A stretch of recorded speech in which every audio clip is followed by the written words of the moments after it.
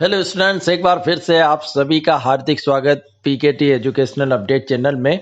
और स्टूडेंट जो class 10th और 12th के स्टूडेंट्स हैं, जो विशेष परीक्षा देना चाहते हैं, जिनके परसेंटेज कम बने हैं, जो अभी मार्कशीट आई है उसके अनुसार, और वो चाहते हैं कि परसेंटेज इंक्रीज हो, और जो सितंबर में एमपी बोर्ड के द्वारा आयोजित होने वाली विशेष परीक्षा को देना चाहते हैं, उनके फॉर्म अब भरना स्टार्ट हो गए हैं। 1 अगस्त से 12 अगस्त तक उनके फॉर्म भराएंगे। तो वो इस परीक्षा में किसी भी एक विषय में 2 या 3 विषय के एग्जाम को भी दे सकते हैं, या सारे विषय के एग्जाम को भी दे सकते हैं। इसका सिलेबस स्टूडेंट्स वही रहेगा जो मार्च में एमपी बोर्ड ने घोषित किया था, 30% रिड्यूस सिलेबस को हटाकर। तो आप लोगों को उसी ब्लूप्रिंट के अकॉर्डिंग तैयारी करना है। पेपर भी नॉर्मल आएंगे जैसे आते हैं, जिस तरह एग्जाम होगा। और प्रश्न बैंक यदि आपके सब्जेक्ट की एमपी बोर्ड ने उस समय डाली थी अपने विमर्श पोर्टल के माध्यम से, तो वो है, तो आप उसकी तैयारी और अच्छे से कर लीजिए। बाकी परीक्षा बोध अध्ययन और जो भी आप बुक से करना चाहें इंपॉर्टेंट, क्योंकि पेपर नॉर्मली उस समय ही प्रिंट हो गए थे, तो उन्हीं को संख्या के हिसाब से जितने स्टूडेंट्स होते हैं डिस्ट्रीब्यूट किया जाएगा। अब प्रैक्टिकल एग्जाम की बात कर रहे हैं, तो बहुत से स्टूडेंट्स पूछ रहे हैं कि कहाँ पर होंगे, किस तरह होंगे, कैसे नंबर मिलेंगे। तो उनके बारे में मैं यहाँ बता दूं कि यदि अभी एमपी बोर्ड ये देखेगा कि कितने स्टूडेंट्स फॉर्म भर रहे हैं विशेष परीक्षा के लिए। यदि मान लो किसी जिले में, जो छोटा जिला, और 100 फॉर्म ही भरा है, तो फिर उसका परीक्षा केंद्र भी उस जिले के जो एक्सीलेंस स्कूल है या गवर्नमेंट स्कूल है दूसरा, वहीं पे सेंटर रहेगा पूरे जिले का, जो तहसील लेवल पे फिर एग्जाम नहीं होंगे। और उसी जिले पर जैसे पहले प्रायोगिक परीक्षा जो प्राइवेट स्टूडेंट्स हैं उनकी होती थी, उसी तरह अभी सबकी होगी। मतलब उस जिले के उसी केंद्र पर आपके प्रैक्टिकल एग्जाम ले लिए जाएंगे, जिन भी सब्जेक्ट में प्रैक्टिकल एग्जाम है, और वहीं पे टीचर्स द्वारा आप लोगों को नंबर दिए जाएंगे। तो आपको प्रोजेक्ट फाइल बनाना है, प्रैक्टिकल फाइल बनाना है, जो वहाँ पे सबमिट करना होगी। और आपके स्कूल में फिर एग्जाम नहीं होंगे, ना ही स्कूल के टीचर्स द्वारा आपको नंबर दिए जाएंगे। ये फिर सीधे सेंटर पर ही आप लोगों को प्रैक्टिकल के नंबर दे दिए जाएंगे।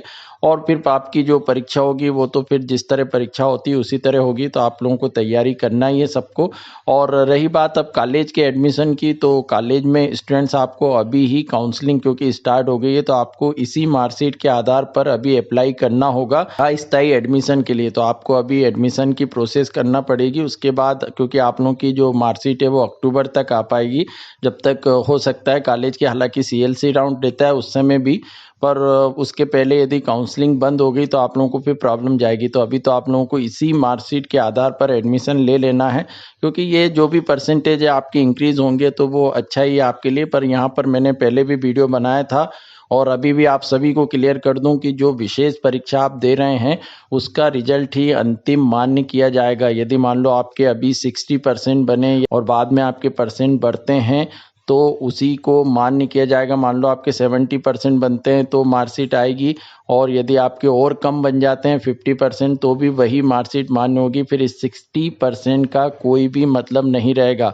या कोई स्टूडेंट्स किसी कारणवश एब्सेंट हो जाता है तो उसको पूरक भी दी जाएगी, या पूरे पेपर में अनुपस्थित रहता है तो फेल भी कर दिया जाएगा। तो फिर से उसका 1 साल खराब होगा। तो आप सोच समझ कर ही एग्जाम दें, परंतु डरने की जरूरत नहीं है कि एग्जाम नॉर्मली होंगे। वही सारे इंपॉर्टेंट क्वेश्चंस आप लोगों को करना है, वही सब पढ़ना, और आप कॉन्फिडेंस के साथ एग्जाम दे दिए। आपके परसेंटेज कम है, अब परसेंटेज में भी स्टूडेंट्स मैं बता दूं कि कोई पढ़ने वाला स्टूडेंट है, मेरिट वाला है, उसको लग रहा था कि उसके 80 से ऊपर आना चाहिए और 70% बने हैं, और वो तैयारी करके 80% से ऊपर अभी बना सकता है किसी कुछ 2-3 सब्जेक्ट के पेपर देके या सभी सब्जेक्ट को देकर।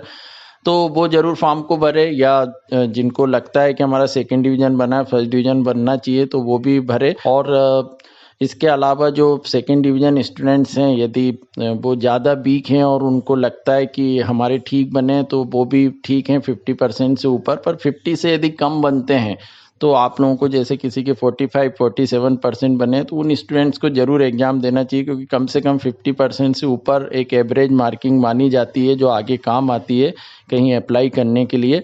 और जो मेरिट वाले स्टूडेंट्स हैं उनके भी 70% से ऊपर होना चाहिए। बाकी फर्स्ट डिवीजन भी है यदि किसी एवरेज स्टूडेंट्स के, तो वो भी चलेगा। तो आप लोग सोच समझ के एग्जाम दीजिए।